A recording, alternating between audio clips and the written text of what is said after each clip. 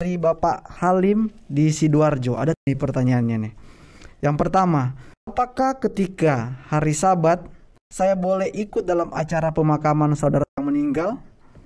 Yang kedua, apakah peringatan yang terdapat dalam Wahyu 2 ayat 19 sampai 18 berlaku untuk seluruh isi Alkitab atau hanya untuk kitab Wahyu? Yang terakhir, yang ketiga, apakah yang disebut dengan pernyataan kamu adalah Allah dalam Mazmur 82 ayat 6 dan Yohanes ayat 34? Silakan pendeta, dari yang pertama, apakah ketika hari Sabat saya boleh ikut dalam acara pemakaman saudara saya meninggal? Dipersilakan. Terima kasih. Tuhan Yesus sangat bersimpati dengan orang-orang yang berduka. Kita ingat ia datang, bahkan ia menangis pada waktu Lazarus meninggal, dan banyak meratap, apalagi saudari-saudarinya rasa Lazarus, yaitu Marta dan Maria yang juga menangis. Dan Yesus menangis. Ia akan membangkitkan orang dari antara orang mati.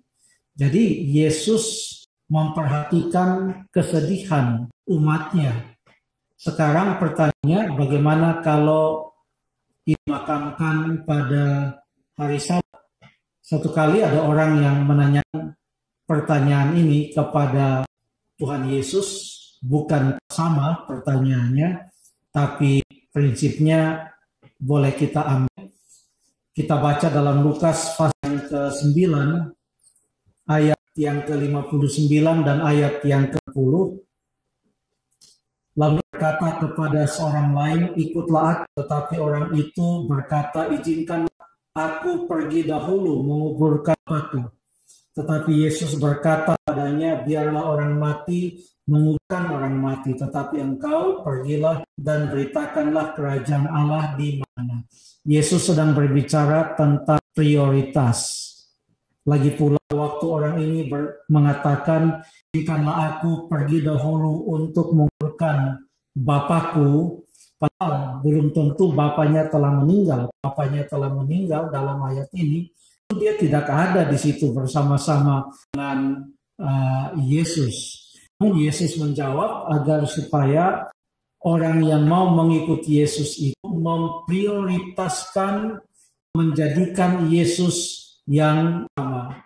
Sedapat mungkin, kalau masih bisa dihindari atau ditunda, biarlah itu pemakaman tidak dilakukan pada hari Sabat, agar supaya acara ibadah dan perbaktian hari yang ke-7, hari perhentian yang Tuhan ciptakan, boleh berjalan dengan baik. Karena acara pemakaman, apalagi di beberapa tempat, panjang dan memakan waktu, lalu kemudian cukup membutuhkan persiapan. Jadi kalau memang masih bisa ditunda, apa salahnya dilakukan hari sesudah itu, atau kalau bisa cepat, kalau boleh dilakukan sebelum hari Sabat. Dengan perbaktian pada hari Sabat tidak tanggung. Namun bila mana betul-betul sesuatu yang tidak bisa dihindari harus langsung dilakukan, contohnya pada saat-saat seperti situasi dalam pandemi seperti, maka itu dilakukan, tapi nampaknya tidak banyak yang bisa menghadirinya, protokol kesehatan dan lain sebagainya. Prinsip bagi setiap orang dalam mengambil keputusan apapun saja, biarlah memprioritaskan apa yang lebih penting, yang paling penting. Terima kasih. Baik, terima kasih. Oh, yang kedua ya. Iya, yang Iya, kedua. pertanyaan Kedua dan Oh, ketiga, oke. pendeta. Pertanyaan yang kedua, Baik, yang kedua. Wahyu 22 ya. Coba dibacakan. Wahyu 22 ayat 18 dan 19. Apakah masih berlaku pada saat ini? Baik, saya bacakan pendeta ayat 18. Aku bersaksi kepada setiap orang yang mendengar perkataan-perkataan nubuatan kitab ini. Jika seorang menambahkan sesuatu kepada perkataan-perkataan ini, maka Allah akan menambahkan kepadanya malapetaka yang tertulis di kitab ini. Ayat 19. Kalau seorang mengurangkan sesuatu dari perkataan dari kitab nubuat ini, maka Allah akan mengambil bagiannya dari pohon kehidupan dan dari kota kudus, seperti yang tertulis di dalam kitabnya.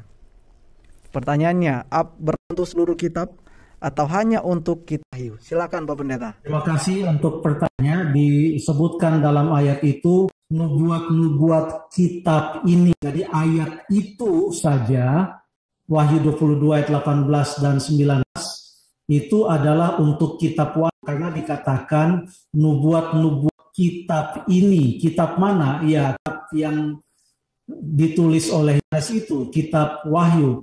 Namun prinsipnya itu berlaku untuk seluruh Alkitab, di mana kebenaran firman Tuhan dalam seluruh kitab ini biarlah diikuti. Contohnya di dalam Yakobus pasal yang kedua, saya baca Yakobus pasal yang kedua, ayat yang 10 mengatakan, barang siapa menulis seluruh hukum itu tetapi mengabaikan satu bagian daripadanya, ia salah terhadap seluruhnya. Jadi menekankan penurutan terhadap seluruh kebenaran. Dan inilah juga yang diharapkan oleh Yesus Kristus. Padahal ia menjanjikan akan didatangkannya Roh Kudus menuntun murid-murid, menuntun manusia. Coba kita lihat ayatnya yang terdapat di dalam Injil Yohanes, ayat yang ke Yohanes 14 ayat ke-28, Yohanes 14 ayat 26, Yohanes 14 ayat 26, tapi penghibur, yaitu Roh Kudus yang diutus oleh Bapa namaku, dialah yang akan mengajarkan segala sesuatu kepadamu, akan mengingatkan kamu akan semua yang telah kukatakan kepadamu. Perhatikan kata-kata segala sesuatu, lalu kemudian semua, lalu kemudian ayat yang pasal yang ke-16, kita boleh baca ayat yang ke-13 mengatakan, tetapi apabila datang yaitu Roh kebenaran, ia akan memimpin kamu ke dalam seluruh kebenaran. Jadi Yesus waktu menjadikan Roh Kudus yang akan menuntun manusia, mengajarkan mereka tentang kebenaran, Yesus menggunakan perkataan segala sesuatu, lalu kemudian mengingatkan kepada semua yang akan kukatakan kepadamu, lalu kemudian menuntun kepada seluruh kebenaran. Lalu waktu Tuhan Yesus memberikan amanat agung kepada murid-muridnya, pergilah, jadikanlah segala bangsa muridku, baptiskanlah mereka di dalam nama Bapa dan Anak dan Roh Kudus. Dalam Matius 28 ayat yang ke-20 mengatakan, dan ajarlah mereka melakukan segala sesuatu yang telah kuperintahkan kepadamu. Jadi di dalam kitab Wahyu mengatakan semua buat kitab-kitab ini, namun di dalam kitab-kitab yang lain mengikuti prinsip yang disebutkan dalam Wahyu 22 ayat 11 dan 19 tadi, juga katakan bahwa kita perlu mengikuti seluruh kebenaran, kita perlu mengikuti semua yang sudah Tuhan Yesus ajarkan, lalu kita juga perlu mengajarkan segala sesuatu yang Tuhan Yesus sudah ajarkan kepada kita. Jauh sebelumnya, pada zaman Nuh, pada waktu diperintahkan untuk membuat bahtera, Tuhan memberikan kepadanya perintah yang sangat rinci. Panjang dari bahtera itu, lebarnya, tingginya, dari kayu apa dibuat, di mana dia punya desain, berapa lantai jendela atau pintu di mana. Waktu disebutkan, maka dalam Kejadian pasal 6 ayat yang ke-20 mengatakan, Lalu Nuh melakukan semuanya itu tepat seperti yang diperintahkan Allah kepadanya. Demikianlah dilakukannya. Melakukan semuanya itu tepat seperti yang diperintahkan Allah. Jadi dalam teks Wahyu 22 ayat 18-19 memang berbicara tentang kitab Ayub, tetapi prinsipnya harus untuk seluruh kebenaran firman Tuhan. Terima kasih. Lalu kemudian ada yang ketiga. Iya, yang ketiga Pak Pendeta. Apakah yang dimaksud dengan pernyataan kamu adalah Allah dalam Mazmur 86 dan Yohanes 10 ayat 34? Saya bacakan Pendeta, Mazmur 82 ayat 6. Aku sendiri telah berfirman, kamu adalah Allah dan anak-anak yang maha tinggi kamu sekalian. Yohanes 14 ayat yang 10 ayat 34. Baiklah, terima kasih. Kita boleh baca di dalam ayat yang pertama untuk melihat apa konteksnya. Mazmur pasal yang ke-82 ayat 1 mengatakan, Allah berdiri di dalam sidang ilahi. Di antara para Allah ia menghakimi. Berapa lama lagi kamu menghakimi dengan lalim dan memihak kepada orang fasik? Jadi penggunaan kata Allah di dalam Mazmur 82 konteksnya adalah konteks pengadilan atau konteks penghakiman, di mana para hakim Israel disebut, tetapi mereka tidak bisa menghakimi dengan adil.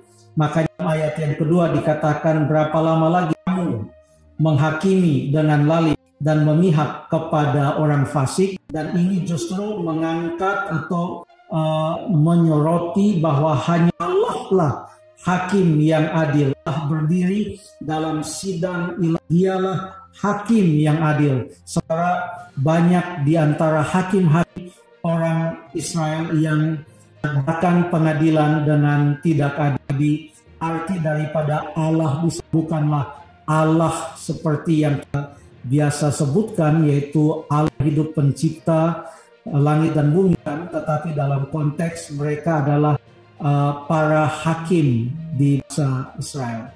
Terima kasih.